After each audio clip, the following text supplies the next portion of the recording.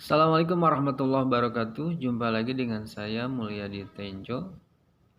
Kali ini saya akan ngobrol-ngobrol satu topik, yaitu bahwa gaji guru itu sebenarnya cukup. Walaupun tidak besar, tetapi tidak kecil-kecil amat. Topik ini sengaja saya buat sebagai penyeimbang dari informasi yang sudah kadung beredar bahwa gaji guru itu sangat kecil, sehingga kalau membaca informasi-informasi tersebut kadang miris.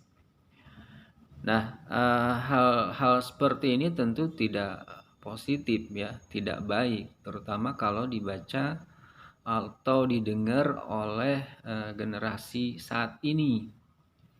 Tentu generasi saat ini ketika membaca informasi seperti itu, mereka akan tidak tertarik dengan profesi guru ya, karena informasi tadi bagaimana mereka nanti bisa hidup, menghidupi diri sendiri, belum lagi nanti kalau sudah berkeluarga menghidupi keluarganya atau kebutuhan sehari-hari, kebutuhan sekolah anak-anaknya, kemudian bagaimana mereka bisa menabung dan memiliki aset-aset lainnya yang bisa diwariskan kepada keturunannya kalau gajinya saja sangat miris seperti itu ya. Oke, gaji guru mungkin untuk sebagian orang yang mendambakan atau di kepalanya ada angka-angka angka-angka nilai dari uang itu seperti apa, atau mereka yang bukan mendewakan ya, selalu membandingkan dengan gaji profesi lain. Mungkin gaji guru itu ya emang tidak besar,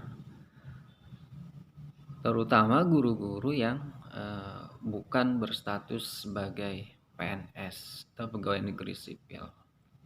Tetapi bukan berarti yang non PNS itu gajinya tidak kecil semua, enggak ya. Bahkan guru-guru di sekolah swasta yang statusnya bonafit, di sekolah-sekolah internasional atau sekolah-sekolah swasta di kota-kota besar, mungkin gajinya lebih besar daripada gaji guru-guru yang berstatus pegawai negeri sipil atau ASN ya. Saya punya teman, mereka ngajar di sekolah swasta di kota ya, Jakarta, gajinya 2 atau 3 kali lipat dari guru yang berstatus PNS. Artinya kita tidak bisa mengeneralis bahwa gaji guru itu semuanya kecil, terutama guru swasta atau honorer di sekolah negeri ya, seperti itu. Faktanya juga ada teman saya yang ngajar sebagai honorer di sekolah negeri, penghasilannya berimbang dengan temennya yang PNS. Mungkin honor dari sekolahnya tidak besar, tetapi karena dia aktif, dibutuhkan oleh sekolahnya karena kemampuannya, jadi ada pemasukan lain ya dari setiap kegiatan atau tugas yang diberikan kepada dia ya dari sekolah, sehingga penghasilan per bulannya ya mirip-mirip temennya yang PNS seperti itu. Nah, jadi saya ini biar ceritanya real, sehingga teman-teman yang baca ini tidak pesimis dengan profesinya atau profesi guru yang mungkin saat ini sedang diembannya. Saya mulai gaji guru, saya mulai ngajar tahun 2007. Waktu itu semester 3 kuliah. Ya diajak oleh teman, waktu itu honor saya cuma 76.000. Tapi bahagia aja ya, artinya bahagianya bisa sharing atau bisa tampil di depan orang ya. Untuk sharing pengetahuan itu bagi saya sangat menarik waktu itu ya. Walaupun kalau dihitung untung rugi ya nggak untung ya, sebab untuk sampai ke sekolah saya harus membayar ongkos yang cukup besar juga pada waktu itu.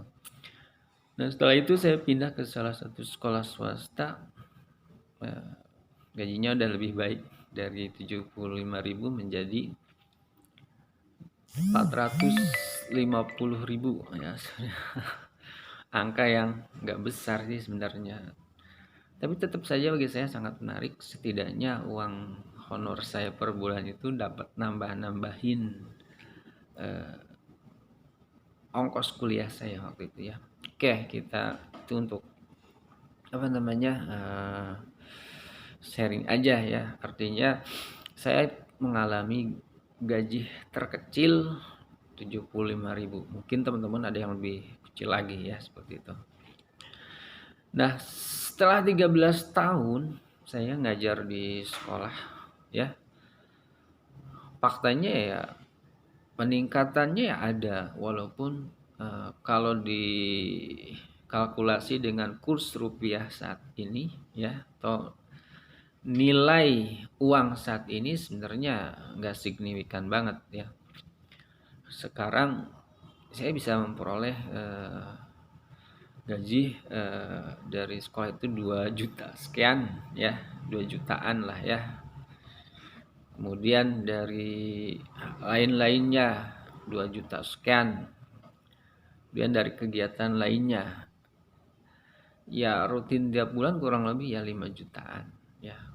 Angka yang biasa saja ya, mungkin bagi guru-guru yang biasa menghitung uang, mengkalkulasi kebutuhan dan seharusnya uang ada itu ya mungkin tidak besar ya. Tetapi bagi saya uang seperti uang segitu itu sudah sangat cukup ya. Artinya sampai saat ini saya bisa fine-fine aja hidup ya. Bisa mencukupi makan dan kebutuhan keluarga ya seperti itu. Nah, mengenai kecilnya gaji yang sering di blow up media ini sih ya, kayak medsos atau blog, sebenarnya mungkin ya, dan saya juga mengatakan iya ada banyak gaji teman-teman itu yang memang di bawah standar ya, bahkan untuk ukuran normal itu sangat tidak normal. Tetapi menurut saya teman-teman yang gajinya segitu itu belum tentu mereka itu juga miris banget ya, atau belum tentu mereka itu tidak layak.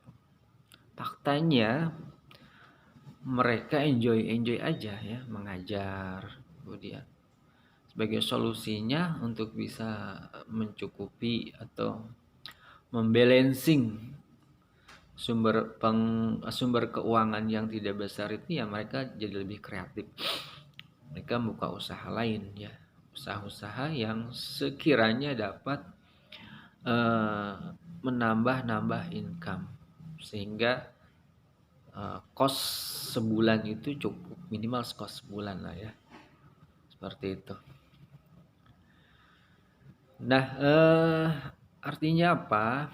Artinya kita mestinya tidak melulu mengeluh dengan kecilnya gaji, apalagi kecilnya gaji itu sampai kita tulis kemudian kita sebarkan menjadi artikel yang kalau dibaca memang mengharukan, dan tipe orang Indonesia memang senang dengan berita atau informasi yang seperti itu, sehingga di-share ulang dan menjadi viral. Dampaknya ya tadi seperti yang di awal saya katakan, dampaknya nanti generasi muda kita tidak tertarik dengan profesi guru ini. Nah, kalau generasi muda kita sudah tidak tertarik, Nah, nanti siapa yang akan mengajar di generasi berikutnya kalau mereka tidak tertarik ya lantaran membaca dan mendengar informasi kecilnya gaji itu. Nah, lalu bagaimana agar generasi kita masih ada yang tertarik walaupun sebenarnya memang gaji kita yang tidak besar. Salah satu caranya ya tidak menyebarkan informasi mengenai kecilnya gaji ya. Bukan berarti kita menutupi, tapi lebih baik kita menguatkan bahwa profesi guru itu adalah profesi yang mulia. Bahwa profesi guru itu adalah pengabdian. Nah, karena mulia dan pengabdian itu, maka nilai nominal dari gaji itu bukan suatu hal yang dikejar ya. Walaupun secara manusiawi kita membutuhkan angka atau gaji yang sekiranya cukup, kalau bisa lebih ya, seperti itu. Tetapi kita wajib mengedukasi generasi kita bahwa sekali lagi profesi guru itu adalah profesi pengabdian ya dan mulia. Karenanya kita pinggirkan dulu mengenai berapa besaran gaji. Kita pinggirkan dulu kalkulasi real antara gaji dan kebutuhan. Nah, itu kalau hitung secara matematika memang tidak akan balance. Tapi lebih baik kita tadi menyebarkan sesuatu yang positif. Apalagi kalau kita menguatkan bahwa rezeki itu bukan gaji.